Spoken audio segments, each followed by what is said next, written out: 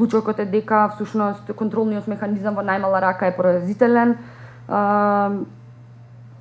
Факт е дека до информациите кои ги добивме нормално до поднесување на барањата беше дека не се превземени никакви мерки за евентуално санкционирање на организаторите на изборни кампањи, дали во поглед на недоставување на извештај, дали во поглед на недоставување на извештај во законски рок, можеби утврдени неправилности во финансиските извештаи и така натаму.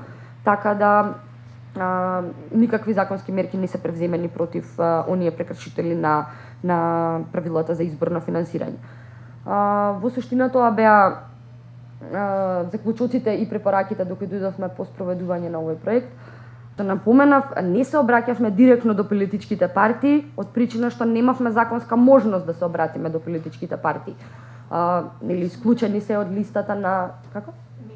Минатата година, да. Минатата година во 2012 година, тоа беше презентирано во минатогодишниот извештај, беа испратени прашалници со цел да се провери буквално транспарентноста и отчетноста на политичките партии за финансирањето. Односно не беа тие обврзани со закон да ни одговорат на тие прашалници, меѓутоа сакавме да воспоставиме еден канал на соработка помеѓу невладиниот сектор и политичките партии, меѓутоа многу мал број, односно 7 политички партии од вкупниот број на кои се обративме само ни одговорија на поднесените прашања. Инаку прашањата кои беа поставени беа во однос на тоа што мислат, односно кои се нивните ставови за законската рамка за финансирање, дали тие сметаат дека контролниот механизам е во ред или треба да се превземат одредени измени на законската рамка и така натаму. Значи чисто да се видат нивните ставови во поглед на финансирање. Извештаите што ги гледавте околу тоа од каде доаѓаат парите во партиите, може ли да ни кажете кои се најчести донатори? Дали станува збор за физички лица или можеби станува збор за компании? Во зависност од каде најмногу им доаѓаат најчесто? Да, во зависност од нели од која политичка партија станува збор. Меѓутоа имаше огромен број на донации од физички лица со една апсолутна бројка. Како?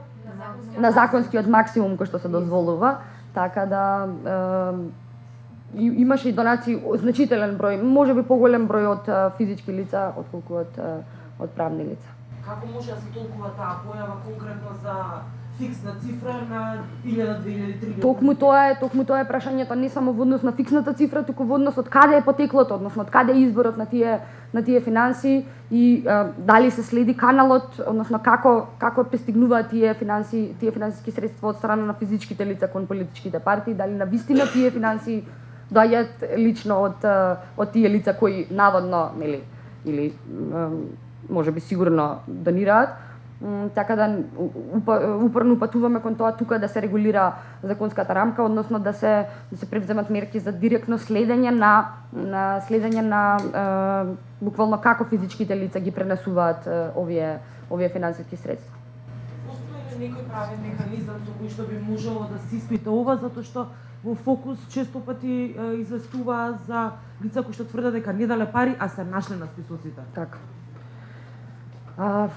Единствениот механизам кој може да се прво мислите дали може некој да санкционира во тој поглед? Државниот завод за ревизија секако треба да превземе соодветни мерки поради нормално доколку се изврши ревизија, откако ќе ја изврши ревизијата, меѓутоа одговорот ни беше дека ревизиите нели се во тек, па доколку утврдат неправилности и така натаму, ќе ги превземат законските можности. Дали има временски рок во кој што може да се реагира, зашто конкретно случајот со Самуел Малчевски е мислам од 2006 година. Добро. Дали тие можат да реагираат во 2013?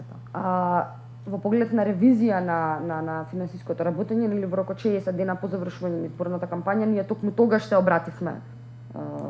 Значи, точно по изминување на тој рок во кој Државниот завод за ревизија треба да спроведе ревизија, меѓутоа не го почитуваат наставно тој рок. Ревизиите се во тек и таков одговор добивам.